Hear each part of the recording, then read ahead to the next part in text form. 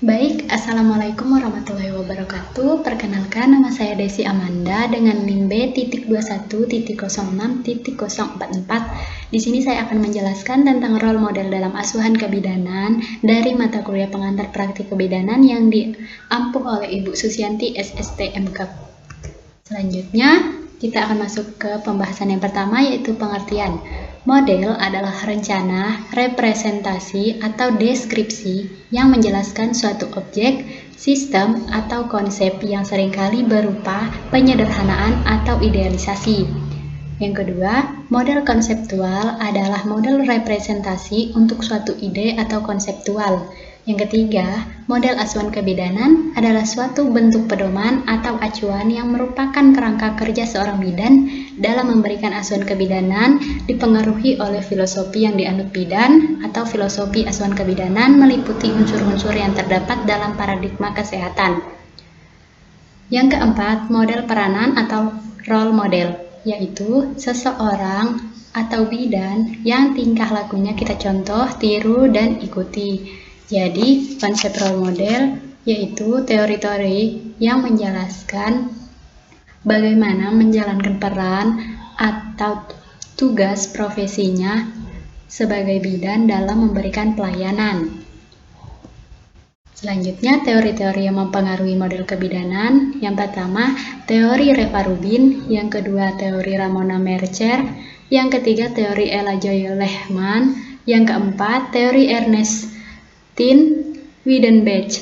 Yang kelima, teori Jean Ball. Selanjutnya, macam-macam model asuhan kebidanan. Yang pertama, medical model, yaitu merupakan fondasi dari praktik-praktik kebidanan yang sudah meresap di masyarakat, meliputi proses penyakit, pemberian tindakan, dan komplikasi penyakit atau tindakan. Nah, pada tabel berikut, yaitu ada perbedaan medical model dan model kebidanan. Bisa dilihat di dalam tabel, pada medical model, orientasi pada penyakit, filosofi asuhan kebidanan, sedangkan model kebidanan orientasi pada manusia sehat mengikuti proses alamnya. Lalu, manusia atau bidan pada medical model itu sebagai kontrol terhadap alam, sedangkan pada model kebidanan yaitu kondisi fisiologis. Selanjutnya, pada medical model, bidan memahami individu dari bio dan body, sedangkan pada model kebidanan holistic approach atau biopsiko-sosiokultural spirit. Lalu, medical model bidan berorientasi pada pengobatan penyakit, sedangkan pada model kebidanan, bidan berorientasi pada kesehatan atau sehat. Selanjutnya, pada medical model, manusia dipisahkan dari lingkungan, di mana kesehatan individu lebih diprioritaskan daripada kesehatan manusia. Sedangkan pada model kebidanan, keduanya itu saling mempengaruhi.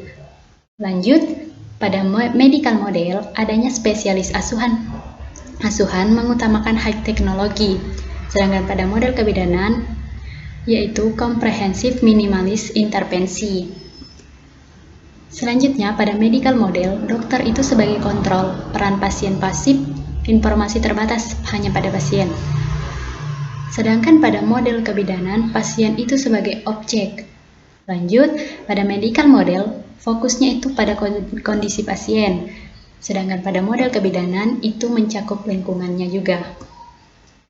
Lalu, kita masuk pada model sehat untuk semua atau health for all oleh WHO pada tahun 1978.